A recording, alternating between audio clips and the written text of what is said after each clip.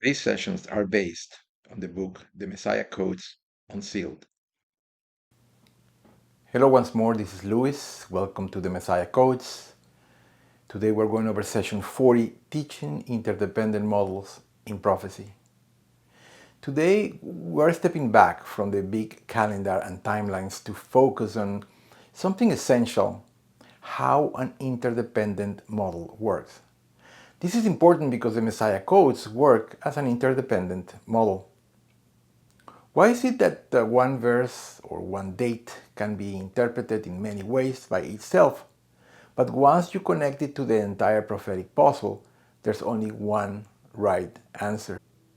In this session, I'll show you how the Messiah Codes model ties every calculation, every prophecy, and every historic date together, and why that interdependence strengthens, not weakens, the case for Scripture's divine precision.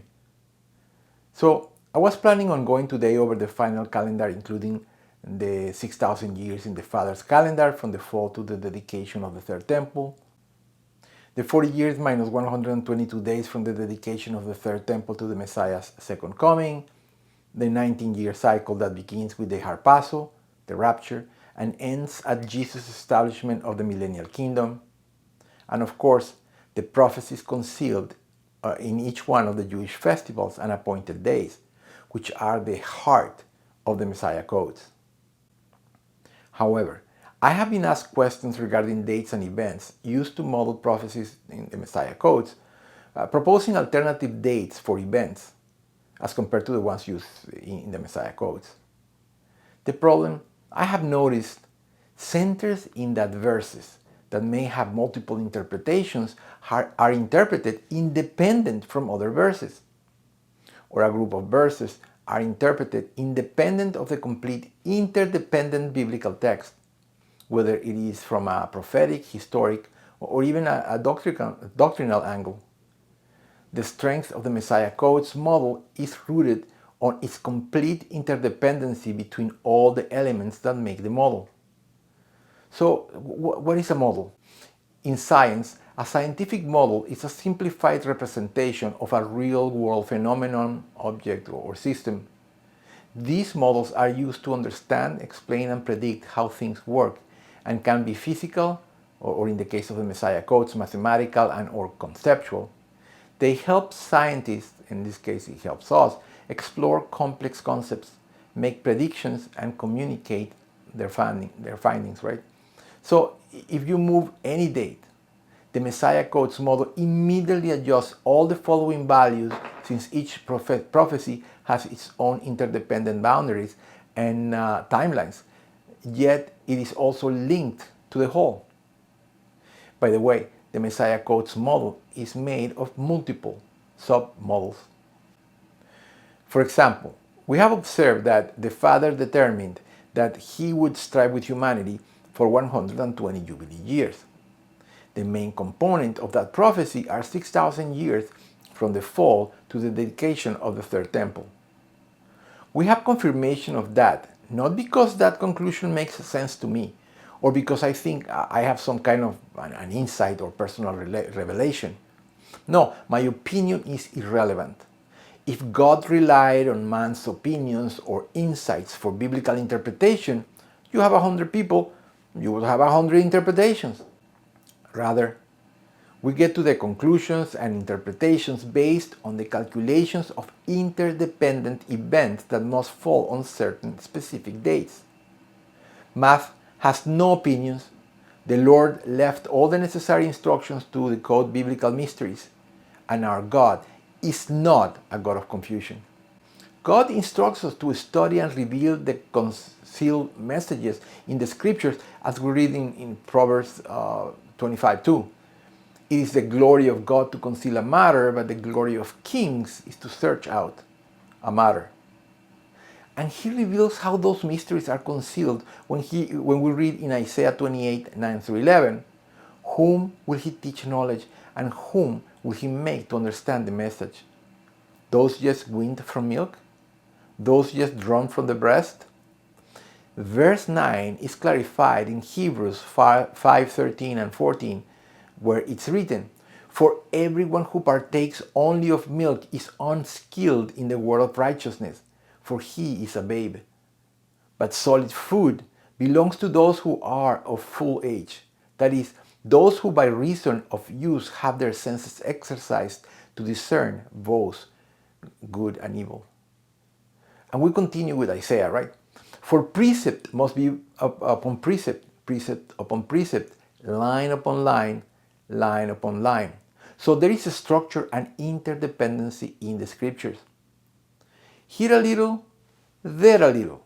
The information and confirmation for a given subject or prophecy will be scattered throughout the scriptures, forcing you and me to search through all the Bible. And Isaiah 28 continues, for with stammering lips, by repeating events and using patterns, and another tongue, not in the most obvious way, like in a strange language, he will speak to these people. These rules must be taken to heart if you want the Lord to give you knowledge and give you understanding, as verse 9 says. Why interdependency matters? Prophecy interpretation is like solving a jigsaw puzzle. Let's illustrate the puzzle analogy. By themselves, each piece could mean more than one thing, and people may fit them in many places. But once we see the rest of the puzzle, there's only one place where each piece works. And then we have other independent pieces that belong to the same puzzle, just like individual interdependent verses belong to the complete Bible. So there is a relationship between them all. So they must work together. Again, a verse taken by itself can be read many ways, but in a model where every date, calculation, and event depends on the others, it can only fit in one way. By the way, the first thing we learn about puzzles is that you begin assembling the corners and then the borders. Both serve as guides, and then you assemble the interior. However, in the Bible prophetic puzzle, there are no obvious corners and borders, but there are equivalents. In our case, the equivalents are the prophecies concealed inside the Jewish festivals and appointed days, which work as our guides, and those are the Messiah codes. What is interdependence? An interdependent model is one where each calculation depends on the results of the previous calculation. Changing one starting point causes all linked values to update, like an Excel spreadsheet, which we use, where cells reference each other. Let's use the Messiah codes as an example of an interrelated system, right? And let's use as an example the date of the destruction of the first temple, because that's well established. We know it happened on the ninth day of the month of Av of 586 BC. Because all the dates from the fall to the destruction of the first temple are interdependent, if the model is right, it must place the destruction of the first temple exactly on that date. Each output becomes the input for the next calculation. If one piece is wrong, all others shift and lose historical alignment. For a detailed explanation of the 6,000 years, please go to sessions 12, 13, and 14. There are other biblical verses and events that must be satisfied before getting to the destruction of the first temple. For example, these three requirements must be satisfied by the model for the model to stay valid, right? So we read in Genesis 15:13 that there will be 400 years for Israel sojourning and afflicted in a land that is not theirs. We read in Acts 13:20 that there are about 450 years, not exactly, it says about 450 years from the first judge to the death of Samuel, so it has to be a number somewhere around 450. And the temple, and we're reading 1 Kings 6:1, that the temple construction is done in the 480th year from the beginning of the Exodus, right? So whatever order of events and dates for the events we calculate, they need to satisfy these three requirements. So every date calculated before those events must also align perfectly with those requirements. Their alignment confirms that the model is on the right track. By the way, something I observed when assembling the model is that the 6,000 year section of the 120 Jubilee years is divided into three 2,000 year subsections. So we have a subsection that is it's incredible how exact this is. From the fall of Adam and Eve to the birth of Abraham, we have 1,999.9 years. That's the 2000th year. Then from the birth of Abraham to the birth of Jesus, same thing, 1,999.6 years. That's the 4,000th year. And from the death of Jesus to the dedication of the third temple, 1,999.9 years. That's the 6,000th year. So there's perfect symmetry on each one of these three components of the 6,000 years. Each component is 2,000 years. As you can see, any change in any date affects all other dates, making the change valid or invalid. What follows is a good example of how a verse taken independently from other verses can easily yield erroneous interpretations, and how, when working with verses as part of an interrelated whole, we get correct interpretations that fit historically and mathematically on the interrelated models. A brother questioned why I use Terra's 130th year, that's 129.5, as the age of Terra when Abraham was born, because we read in Genesis 11:26, now Terra lived 70 years and begot Abraham, Nahor, and Haran. When taken in isolation, the plainest of explanations following the message as written seems to suggest that Terah was 70 years old when he had triplets, as there are no time distinctions between the births. However, a little deeper examination could interpret the verse as saying that Terah had three sons. He had Abram first, when he was 70 years old, and Nahor and Haran were born later, right? However, there are three more verses that must be taken into consideration and satisfied before we render a conclusion. Acts 7:4, when Stephen addressed the high priest, Genesis 11:32, and Genesis 12:4. So we read in Acts 7:4, then he, Abraham, came out of the land of the Chaldeans and dwelt in Haran. And from there, when his father was dead, he, God, moved him, Abraham, to this land in which you now dwell. Stephen tells us that Abraham didn't leave the city of Haran, yes, it's the same name as his brother, until Terah died. Then we read in Genesis 11:32, so the days of Terah were 205 years, and Terah died in Haran. So if Terah was 70 years old and Abraham left Haran when Terah died at 205 years old, then Abraham was 135 years old when he left Haran, because 205 minus 70 is 135. But then we read in Genesis 12:4, so Abraham departed as the Lord had spoken to him, and Lot went with him. And Abraham was 75 years old when he departed from Haran. Genesis 12:4 is in direct contradiction of the interpretation that Terah was 70 years old when Abraham was born. A simple calculation shows that using all the verses, Terah was in his 130th year when Abraham was born.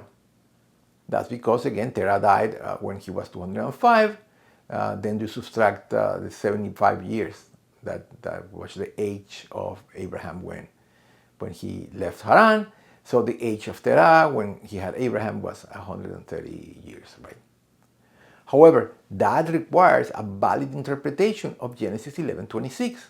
Now Terah lived 70 years and begot Abram, Nahor, and Haran.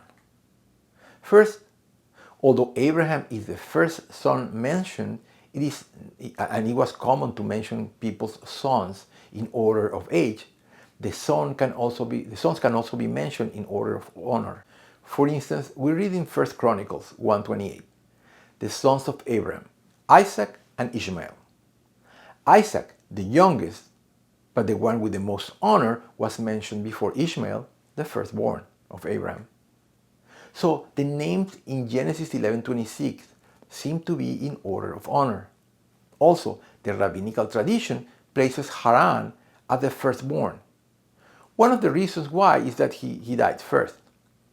But there's other reasons, like Haran had a daughter, old enough that Nahor, his brother, married her when he was looking for a wife, as we see in this table, right? As a side note, some experts believe that Isca, the other daughter of Haran, was Sarai.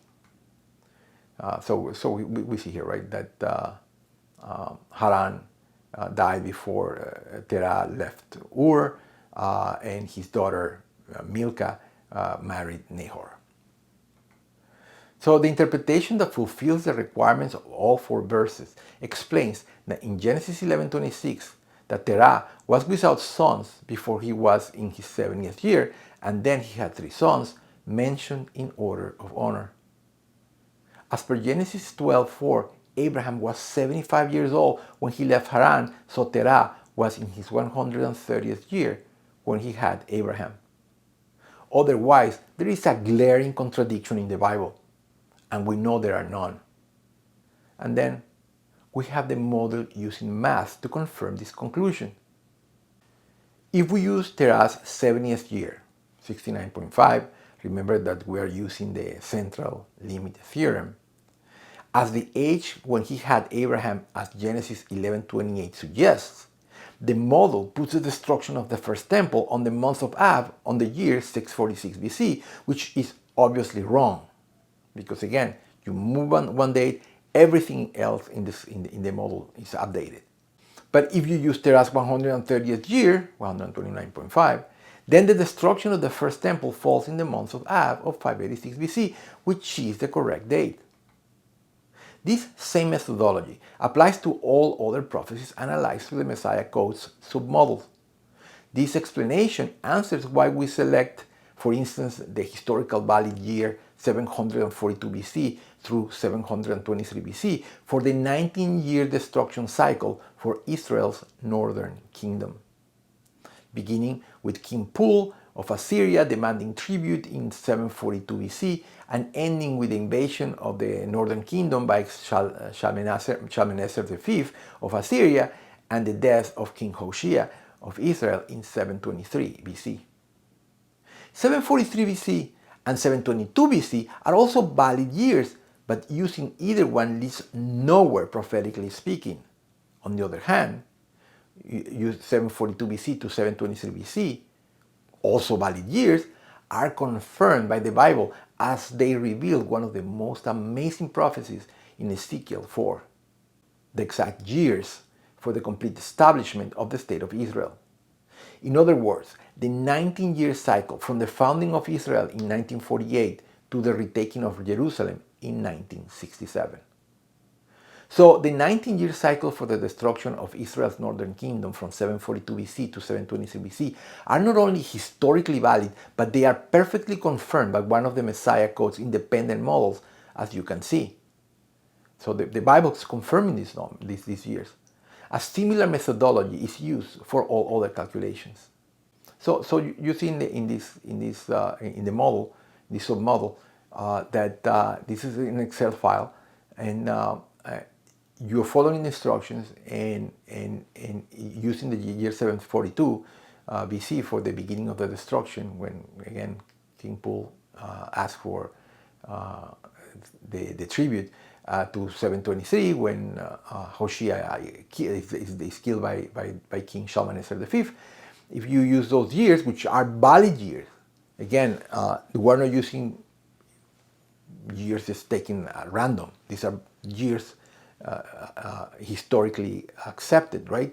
And you add your calculations for the prophecy, you end up in 1948 and 1967. So it's an amazing prophecy. So what are the benefits of an interdependent model? The Messiah Code's model has many advantages, among them error detection. The model reveals inconsistencies instantly. Confirmation. Harmony between all pieces builds confidence. And it eliminates independent interpretation. It prevents cherry picking of isolated data points. An interdependent model forces alignment between all data points. The Messiah codes work before the parts confirm each other. That is the strength of the model. As you've seen, prophecy is like a puzzle, and God has given us all the pieces. The strength of the Messiah codes isn't just in one calculation, but in how all the parts fit together in harmony. That's why interdependency matters. In our next session, we will return to the final prophetic calendar, building on its foundation. Until then, remember God's word is not confusion, but order, and every detail confirms His perfect plan. See you in the next session.